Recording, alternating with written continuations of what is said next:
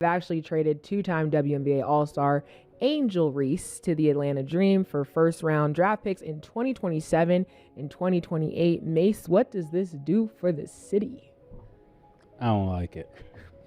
Okay. Nah, let me stop. Got it. Welcome to the A. Angel Reese. I think it fits her brand better. I think Atlanta fits her brand with everything she wants to do, being outside, music, podcasts, fashion, everything she's trying to do. She could do in Atlanta. I'm gonna have to invite her. I'm gonna have to invite her to church or something. Who knows? But the Dream gotta win, though. Dream gotta win. Listen, she averages 14 points, 12 and a half rebounds. One of the new faces for the WNBA. Very standout, very big personality.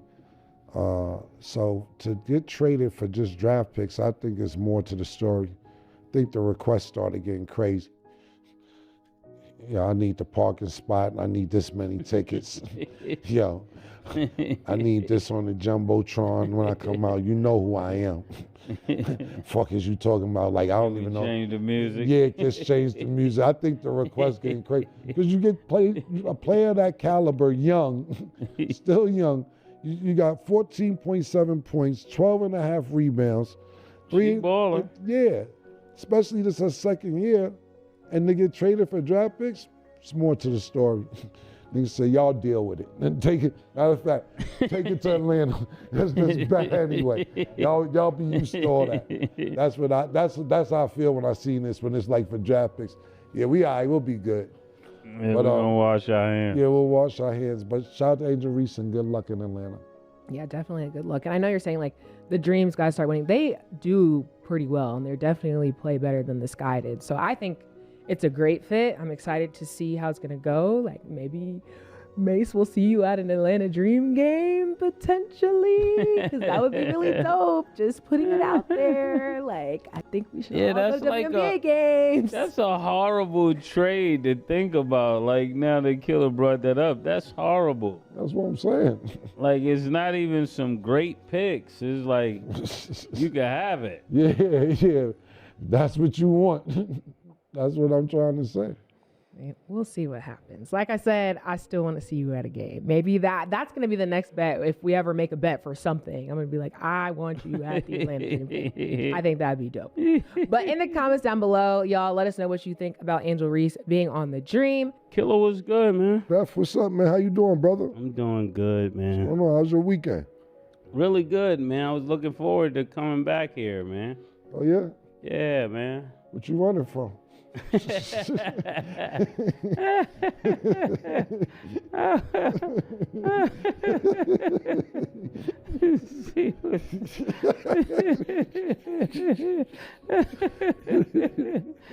I'm running from? TMZ is. That's what's up, man. Happy belated Easter, everybody. I hope y'all had a good Easter happy and everything. Easter, man. Right. What, is Mo on today? No, he's not. Oh, man. He's not. He will be this week. Mo, I can't wait to see you tomorrow, man. You have some words for him? Yeah. I know Arabia is in the house. Oh, man. And Michigan won. She Michigan. Oh, what? I didn't even go to her page. Her page is probably going crazy right now. I just thought about that. She's definitely lit right now. Yes. We were talking about it last week. I said, don't jinx it, because it happened to me. That's why I was like, I don't want to put that on him. I mean, y'all jinx it. You and Mo be jinxing stuff. Because both of them is crazy. But it's okay. We'll see what he has to say. I think he needs to be able to speak to it, so I'll let him do that. Yeah, we'll let him do that. We'll let him defend his honor tomorrow, yes. Mo. Yes. Hey, Mo. It bees like this sometimes. It bees like this sometimes. It do. Now, welcome to Loserville with Stat. Okay. I can't let you guys. I didn't say all that. Always take it too far. Right. Now I got to be Loserville. Because if I'm Loserville, all your other teams, what is they? Now we don't have an answer. Please. Nigga, Zeke said you would say that. Ben Michigan. Fab Five. Zeke said, Fab watch Five. Mace Cam come no. in. Mace gonna come Cam in. no black socks, bald head. Cam no. Ask Cam. We was all Michigan then. We was on the same team. All right. So then I don't know what stat. You wasn't even born when we was Michigan fans. I also was never claiming Michigan. I'm just okay. You know, Jordan Poole. This is all the legacy. Okay. Well, shout out to Michigan and Mace's new team, I guess. He with the winners. That's what he said. And I'm in Loserville. Got it. But I don't want to call them Loserville because they're definitely not Loserville. They just got a lot going on right now. The Lakers. Definitely not Loserville, but it's some frustrating times. So Luka is out for the remainder of the season, and his status is uncertain beyond that with a grade 2 left hamstring strain. He's actually in Spain to recover and using an injection in his injured hamstring, and hopefully he's hoping to expedite his return to the court. But then it's a double homicide because then we got Austin Reeves. He's been diagnosed with a grade 2 left oblique muscle and is also out for the season. So Mace, this was also one of your teams too now. Like, we had this discussion. What happens to the Lakers now? It's not my team. It was definitely just last week. I said when LeBron leaves, it will be my Never team. said that. Thank you. I'm like, please, somebody. Cameron, I'm not gonna do Mason. I gotta call him Cameron when he does this. Listen. We cannot pull that up nowhere. Pause. We cannot pull up nowhere where you say when LeBron leaves is going to be my team. I said I've been a Laker fan, but when LeBron came, I stopped. So that means when he leaves, I'll be back. I've never heard this. I've never heard. And I did talk about the white boys being a great look for LA, right? You said a lot of great things about the Lakers because that and was I one of said your this faves. about JJ Redick, but now it looks like they're quitting on JJ Redick. It looks like they're trying to do something. This is just how it looks. This is how it looks. This is how it looks. I'm thinking when it comes to the Lakers, it's finished, right? You know they gotta let LeBron leave. They can't pay LeBron all that money, especially with Austin Reeves. And if he becomes a free agent, who are they gonna prioritize? And that's sad. But they gotta prioritize their future, right? So then LeBron leaves there. Then you got Luka coming back. Luka is injured. And this is the first year he's been like really, really in shape that I remember in a long time. So I think this is horrible for the Lakers. You gotta ask somebody who's a Laker fan though. Where's Bezo at? He's here. Yeah. He's here. Nobody appears in the room when their team. Yeah, it just happens. That's the new MO, huh? Niggas don't want to come in the room when their team is down. It be like that sometimes. Well, I'll say this, Mace, you always come in the room because every team you get is down and you just happen to switch teams. Look at Bezo walk. Down about it. He moping around. Is that what they call it, moping? Literally moping. Yeah, but I mean, I'm looking forward to this playoffs. You know, I really hope San Antonio beat OKC. That's what I'm looking forward to. All right, Cam. It's really bad when you think about this. You're losing close to 60 points when you think about Austin Reeves and you think about Luka both being injured. They're saying that Austin Reeves possibly could come back for the playoffs, and then I did see that report that you said that Luka's out for the rest of the season, but then I seen a report that possibly if the Lakers make it past the first round, that he may be able to come back for the playoffs, depending on how far the Lakers get. Look, I don't think the Lakers were going to go far with those players. I think the real denominator for the Lakers to be one of them contenders is Ayton. You think about this, you got two all-stars, not just two all-stars, two superstars. You got a great third option in Austin Reeves. And then you have somebody who's supposed to be, I don't want to sit there and say like the Joker or Joel Embiid, but I didn't think he was going to be Greg Oden either. Like, come on, bro. You step up. Like, Sam Bowie. yeah, you know what I'm Giving saying? a Sam Bowie vibe. Yeah, you know what I mean? So at the end of the day, even if you play to the potential, half the potential we thought that you could play with, even with LeBron, y'all should be all right, but that just isn't the case. It's really hard to watch LeBron go through this. I want to give LeBron credit because you got to think about this, right? He been going through this season after season with Anthony Davis. Now you get Luka, and then you get Austin Reeves that's starting to come into light, and you're like, okay, cool, we may not win, but we could give a run for our money, and then these two guys go down. My thing is this. I can't talk about people's injury because I hurt my hamstring too, to the point where I never got the proper care for it, to where I still have a knot to this day in the back of my hamstring. This nigga Hud, God bless the dead, want to mop the floor and say marks before we run a full. And I didn't even know the floor was mopped, and I do a split. And my hamstring is still messed up. Not that I can't play, it's just I just never did the proper treatment, and I have a knot. Hamstring injuries are tough. But I will say this, for all the niggas that I was talking to in the barbershop, even though it's not overseas, it's Spain, a lot of people in the hood tend to believe he got a jet from Spain to go back to Europe to check up on his wife. Like, fuck is you doing with this lawsuit shit? But this is getting out of hand at this point now. What you mean you fouling in California? And now they trying to run with it too. Let me go holler at this bitch. No disrespect to your wife, Luka. I'm just telling you how niggas was talking that I was around. It's mighty suspicious that when this child support case comes in, you got a hamstring and now you're not even in America. You got to leave America to see what's going on. And I think that was very smart of you to say Spain, so it don't look like that you didn't go home.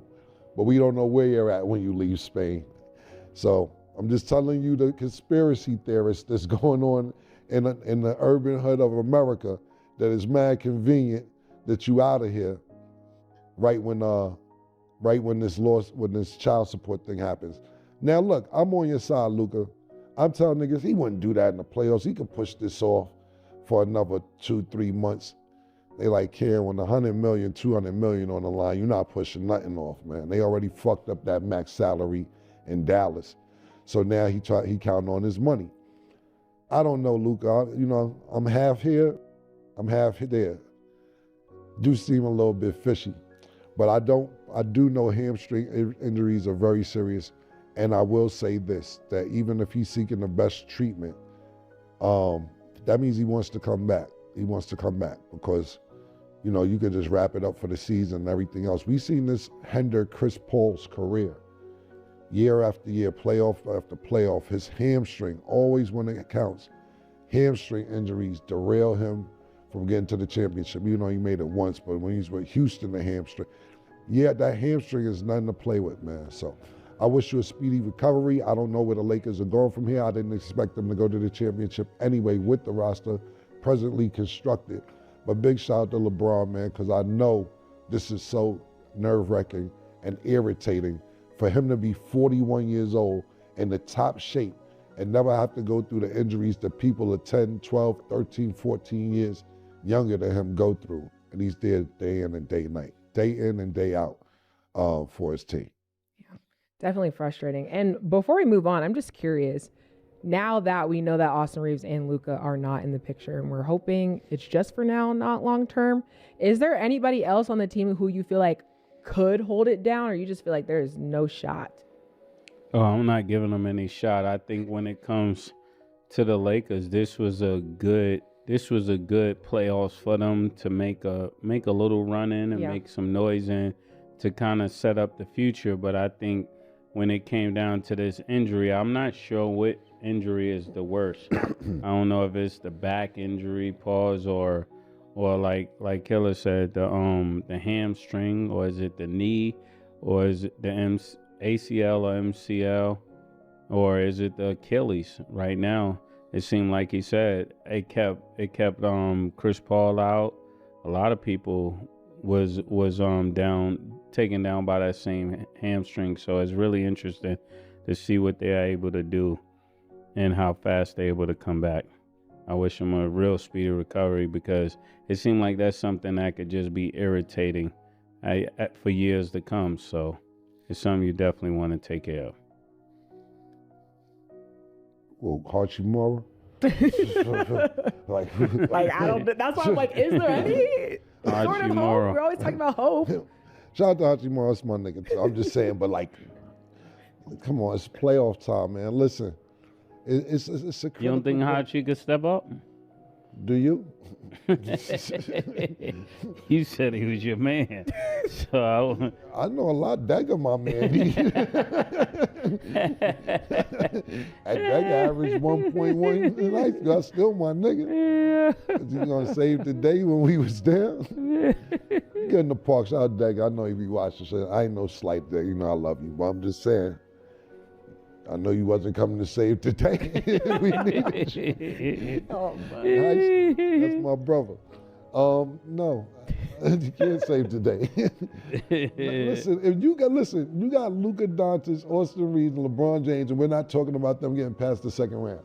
No, nobody can come save today. The person that can save today is Ayton, Deandre Ayton, and he's not going to do it. I really think to somebody like him, maybe, he need to go to that shit that where Wemby went with the monks, because Wemby came back mean. Yeah. He came back with an attitude. You send him with the monks. Yeah, he might need to go, because DeAndre Ayton, he could be a decent center. He could be good, but imagine he has some like to him. Like, you know what I'm saying? Like, he's a nice center. I'm not talking about too play. polite. Yeah, there you go. He's a polite guy. Yeah. Nah, get in there, nigga. Wemby came back from that monk shit, and he's an animal, nigga. Looking at niggas on the floor, going back, looking back at them like, look at this stupid nigga. He came. I love the attitude. Speaking on things they're not asking them about. Yeah, exactly. That's interrupting interviews. Yeah, telling niggas really talking about niggas without saying their name. Yeah. You know what I'm saying? They told Wemby one time, they say, yo, what was you doing there? He said, I wasn't talking to you. Yeah. I like that. I like that attitude. Yeah. Nobody asked you. Yeah, then he throws shots at niggas like, if y'all play, how do y'all vote on MVP? Because it has to include defense. Basically, let's take Luke out the conversation. It has to be including field goal percent. Like, he basically, everything he named, it was I can't remember, I did a take on it last week or a couple weeks ago. Everybody he named, he took a shot at who was in the running for them and why they shouldn't win and he should win. Even with Shea, he said, we're talking about winning because we beat OKC 4 out of 5 times this year. So, I don't know, they the number one team, right? In other words, if Shea's that nigga, we beat them niggas. I like his attitude. DeAndre, maybe you should call Wemby. Go see the monks. Sit down with the monks, man. Them niggas put the battery in Wemby back and it's looking good. We need to see something. Okay, Yeah. so. Yeah. Oh, yeah? Fort Worth, Texas. I thought he was overseas. Yeah. Okay. They got monks in Texas? That's crazy. Have y'all met a monk crazy. before? Y'all met a monk? I ain't meet no monk. No, I haven't either. So I wouldn't know where they would. Let's take a step back and really examine what went down here, because on the surface, this looks like nothing more than a standard transaction. But once you dig deeper, Mace, Cam, and StatBaby are trying to understand one of the most surprising roster decisions the WNBA has seen in a long time. The headline itself is simple enough. The Chicago Sky dealt Angel Reese, a 2-time All-Star, to the Atlanta Dream for first-round selections in 2027 and 2028. Chicago didn't receive a player in exchange. There was no proven veteran, no immediate upgrade, and no established talent coming back to help the team today, just future draft assets that might not produce results for several years. That is the detail the hosts keep circling back to, because when you really sit with it, that one factor turns an intriguing trade into a decision that raises some very serious questions. First, consider what Angel Reese is already giving a team on the floor. She is averaging 14.7 points and 12.5 rebounds per game, and somehow those numbers are coming during just her second professional season. Those are exceptional numbers. Finding a young interior player who can consistently dominate the glass at that level is extremely difficult anywhere in the league. Normally, those numbers signal franchise cornerstone, not someone being exchanged for future picks. When Mace brings those statistics into the conversation, he's doing more than simply talking. He's presenting evidence. His basic argument is that this is not the production you casually trade away for draft selections. This is the type of player teams usually build an entire roster around. Front offices typically stockpile future picks when they are rebuilding around younger players, or when they have already determined that a particular player no longer fits their long-term direction. Neither explanation seems to line up perfectly here, because Reese is the young talent, and there has been no clear public statement suggesting Chicago believes her basketball ability does not belong in its future plans. It is also important to look at how teams normally handle a player at this stage of development.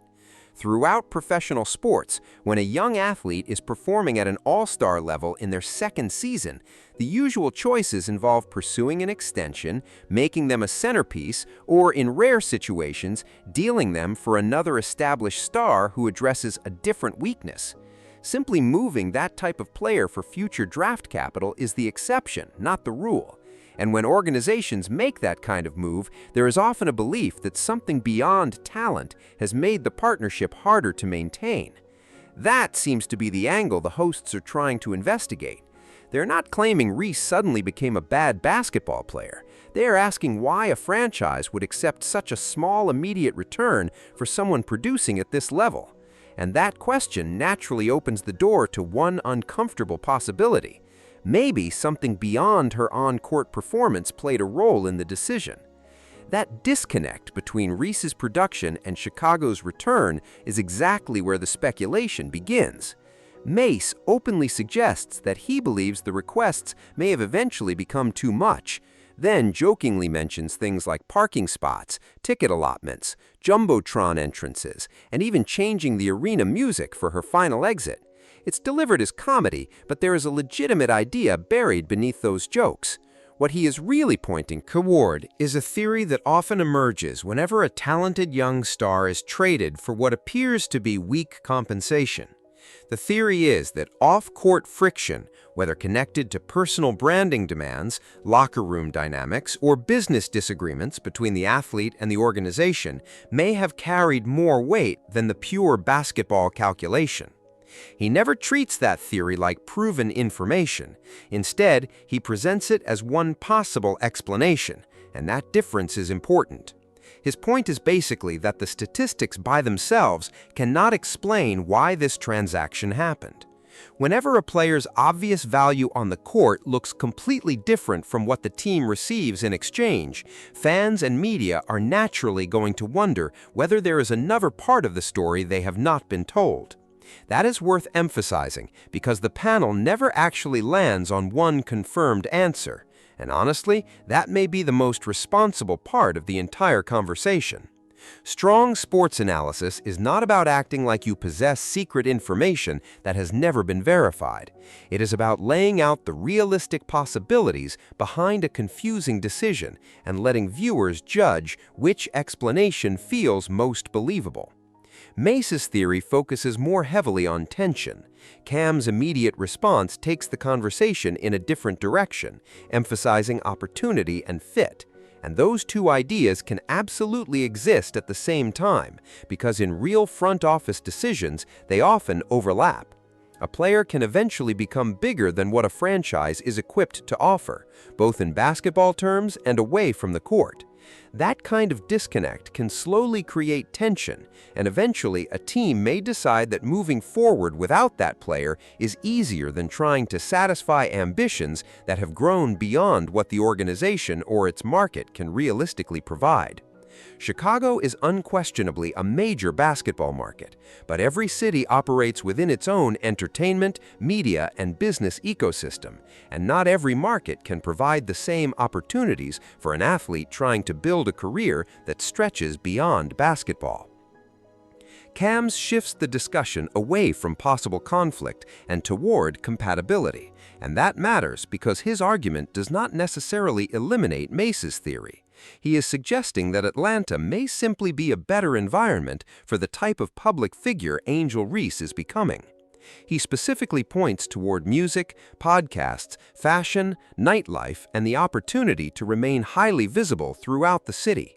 Atlanta has spent decades building a reputation as one of the country's major cultural hubs for Black music, entertainment, fashion, and media. And Cam's broader argument is straightforward. A player with Reese's ambitions away from the court and instincts for building a personal brand could be entering a city almost perfectly positioned to magnify that lifestyle and content. Chicago is obviously a huge market too, but it does not have the exact same deeply connected cultural ecosystem linking basketball, music, entertainment, and celebrity culture that Atlanta has developed over the years. So even before anyone figures out the exact reason behind the trade, Cam is making a compelling argument that whatever motivated the decision could eventually work in Reese's favor, both personally and professionally. Then there's the basketball equation, which is an entirely different conversation from branding. Cam notes that the Dream have been performing well and argues that Atlanta could provide Reese with a better environment for winning than what she was experiencing in Chicago.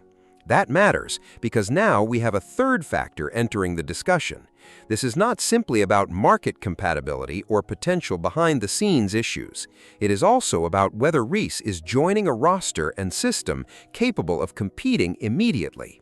If Atlanta has already developed stronger chemistry, accumulated more wins, and created a clearer identity, then adding a dominant rebounder and capable scorer like Reese could accelerate her development while also raising the Dream's ceiling as a legitimate contender.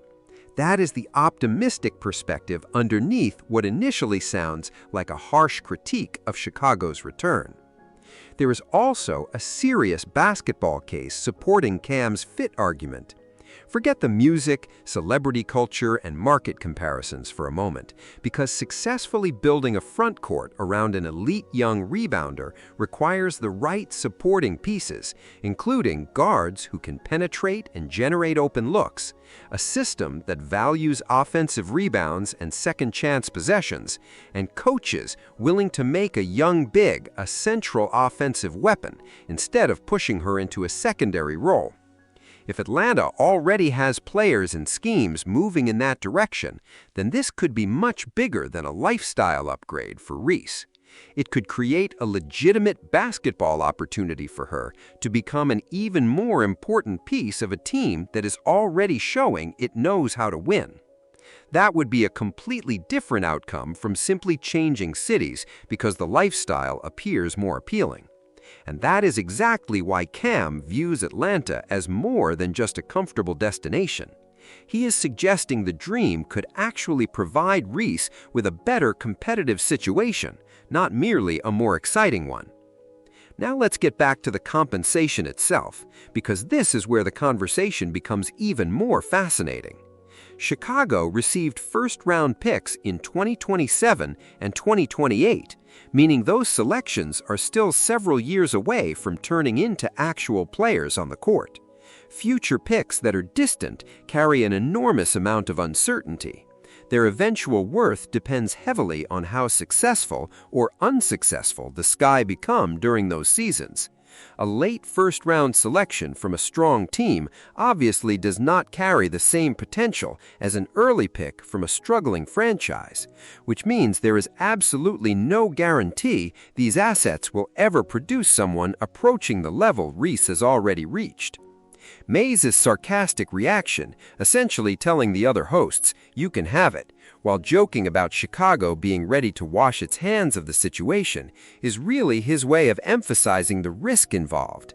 Chicago gave up a known, productive, highly marketable young star for two assets whose true value will remain uncertain for years. And that type of gamble can eventually look genius or catastrophic, depending on what those future draft classes produce. If the Sky struggles significantly and those selections land near the top of the draft, the franchise could eventually justify the decision based on future asset value alone. But if Chicago improves over the next 2 seasons and becomes competitive, those same selections could move toward the back end of the first round, where finding another player who combines Reese's production, visibility, and marketability becomes significantly more difficult. So at this moment, the actual value of this trade from Chicago's side cannot really be determined. The Sky are effectively betting on their own future performance, hoping those picks eventually become more valuable than the player they just gave away. And that is a very unusual gamble for a front office to make when it could have simply retained a productive, popular young star already under its control. There is also a much larger business question underneath the entire situation, even though the hosts mostly approach it through humor. Angel Reese is not simply another player putting up impressive box score numbers. She has become one of the WNBA's most recognizable and marketable young stars, with an off-court identity, social media presence, and crossover appeal that reaches far beyond traditional basketball statistics. When a franchise trades a player with that combination of production and visibility for future assets instead of immediate talent, the questions naturally expand beyond basketball strategy. Front offices have to weigh locker room chemistry, extension negotiations, sponsorship possibilities, marketing partnerships, business expectations, and the organization's broader vision, not just points and rebounds. The hosts joking about demands becoming excessive is really a simplified way of pointing toward a much bigger reality. Transactions involving stars of this magnitude almost never come down to statistics alone.